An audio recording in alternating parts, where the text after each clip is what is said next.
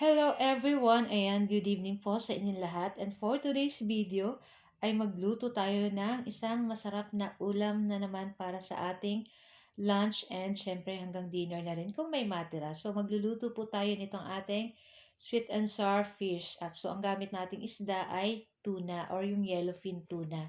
So tara na guys at samahan niyo po ako magluto and enjoy watching po. So ayun na nga at meron tayong nabiling fresh na tuna. So, pigpa-slice na po natin iyan and then piglagyan ko lang yan guys ng asin at ipiprito lang po natin iyan hanggang maluto at mag-golden brown. So, after nyan, pwede na po natin yan hanguin. So, ito yung ating first batch, may second batch pa po yan. So, pag ganito na po yung kulay, ayan, tamang-tama lang po ang pakaluto nito guys. So, napakasarap po nito pag talagang sweet and sour, mga yellowfin tuna, masarap po iyan. So, pakaprito natin ng ating isda, ayan. So, magigisa naman tayo nitong ating luya, naglagay lang tayong konting mantika. Tapos, i-start nating igisa yung unahin nating igisa yung ating luya. And pagkatapos, isunod na rin po natin dyan yung ating bawang at yung ating sibuyas. So, yung ating luya, masarap po talagang pag ano is nangangamoy, medyo nag-brown na siya. Ayan, sobrang sarap po niyan at talagang nakakapasarap po yan sa ating sweet and sour.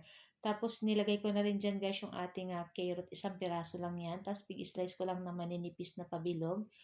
Kasi ang carrot po ay siya ay medyo matigas. Ayan, matagal-tagal maluto. Kaya yan yung ating inuna.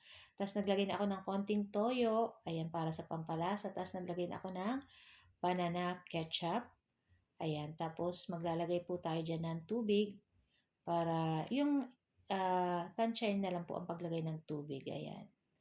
Tapos halu-haluin lang po natin iyan.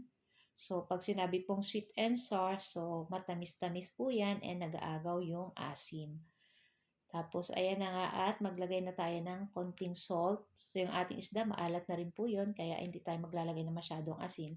Tapos, naglagay na rin tayo dyan ng sugar. So, medyo dapat matamis-tamis. And then, halu-haluin po lang natin iyan. So, naglagay rin po pala ako dyan suka. Hindi ko na lang napakita guys, hindi ko na nabidyoan.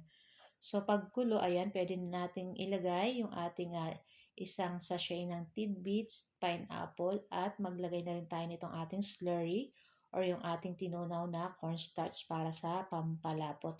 And then, halu-haluin lang po natin iyan.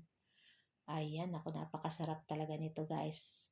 Tapos, after nyan, ayan, hintayin lang po natin kumulo at maglagay rin pa maglagay ulit tayo dyan ng durog na paminta kasi parang nakukulangan pa ako sa lasa. Tapos naglagay pa ako ng mga 1 to 2 tablespoon na liquid seasoning. Ayan. Tapos nilagay ko na rin dyan yung ating red bell pepper.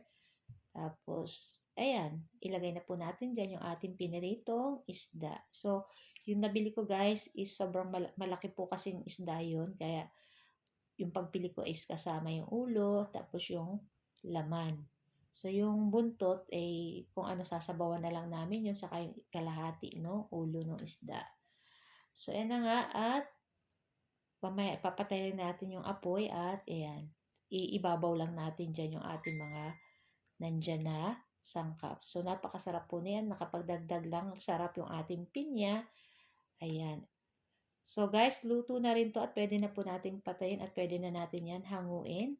So, ayan na nga. At ito na yung ating sweet and sour na tuna. So, guys, ito lang po ang aming video today at sana po yung nag-enjoy kayo. Huwag niyo po sanang kalimutan mag-like, comment at pa-share na rin ang ating video. Thank you for watching.